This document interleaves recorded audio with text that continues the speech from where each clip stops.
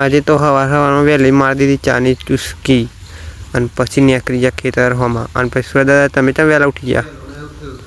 તું મોડું ઉઠે હું સોનું મોનું છે તું થા નહીં તું ના જોયું સવારમાં સુરત દાદા બે જતી કઈ નાખી એટલે આપણે નીકળી ગયા ખેતરમાં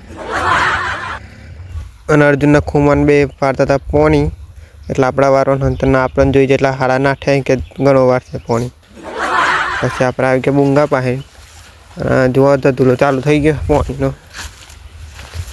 અને આ પોણી વારવાનું છે આપણે એટલા દિવેલા એટલે પોણી તો વારવું જ પડશે મારા કલેજાન. ફાઇનલી પારી એમ પોણી પોકવા મળી હતું એટલે જોવા હેડે હી પેલું દોમું અને દોમું જોતા જોતા તો પોકે સીઢ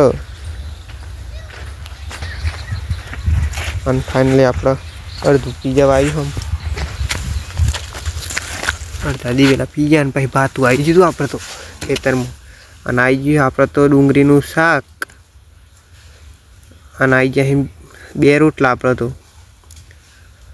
ઘરના બહુ ટેન્શન લેવા મળે બે રોટલા ખરાવા મળે એટલે તાજો બાજો કરી દેશી. અને પછી આપણો ટોમી આવી ગયો તો ચમ તાર કોમ મારે ના હોય ખેતરમાં રમવા હેલતા રમવું હોય તો રમવે હેડ અને પછી ટોમ લોકો હેડ રમે એટલે રમવા બાટકે બે અને મારો દિયર જે તે નાઠ્યો આગળ આગળ એટલે તો જ હુલિયા ઓય ઓય શું કરું હુલિયા ઓ તેરી એટલે હારો તેનું કરે લ્યા મજા આવા